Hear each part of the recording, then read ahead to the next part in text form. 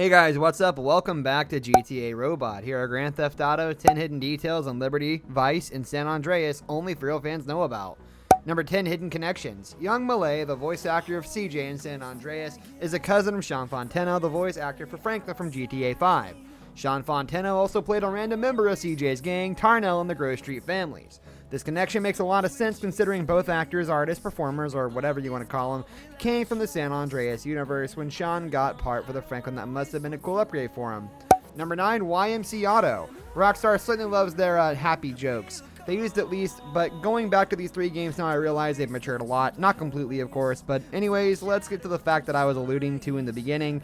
In GTA 3, there is a construction worker NPC you can find that spouts Village People lines and sounds a little, The reference is furthered in Vice City, where you see the troupe perform in the Malibu Club, or at least a cover band.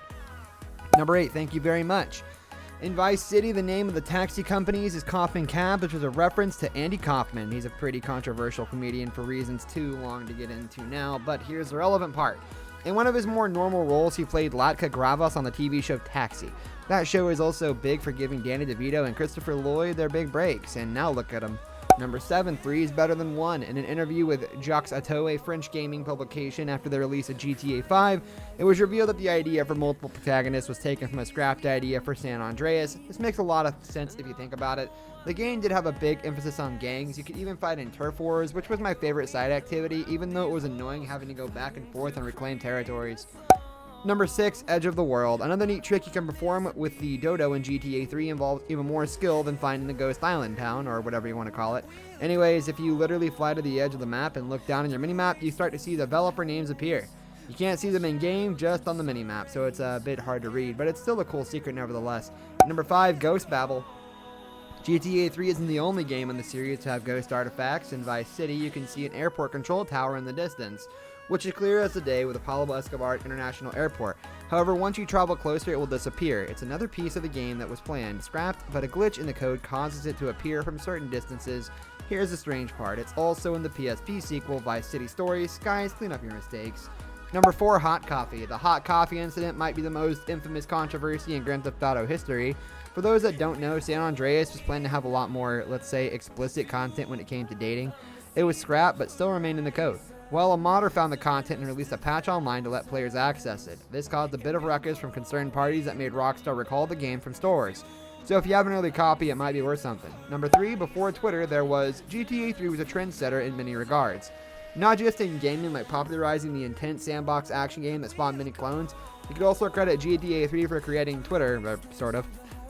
There's an internet cafe called Twa in the game, which is close to Twitter. That's not the fact, just a funny aside.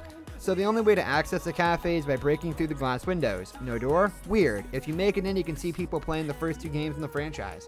Number 2, Ghost in the Horizon. There's one more ghost fact I'd like to share concerning Vice City. It also has to do with water, like random sharks that can appear. And like the ghost tower at the airport, you can spot these ghosts only from a distance. That would be the ghost ships. If you look on the horizon near a beach, you can spot them from a distance, way off on the edge of the world. But if you try to get close, they disappear. All they are assets meant to strengthen the world and not meant to actually go and touch. Number 1, to the moon and back. Finally, a treat that connects all 3 of these PS2 masterpieces. If you shoot the moon at any of these games with a sniper rifle, it will cause it to either shrink or expand. Why? No idea, but it's a fun little Easter egg that stuck with the series for so many years. It was probably the first thing I ever tried and was amazed to work in GTA 3 of my own. Maybe one day we'll have a Grand Theft Auto game on the moon. This brings us to the end of our video. I hope you enjoyed it. Hit like if you did, and don't forget to subscribe to our channel so you don't miss out on any of our videos in the future. Also watch the 2 videos that are on your screen because I'm sure you'll love them. With that, I'll see you in the next video. Goodbye.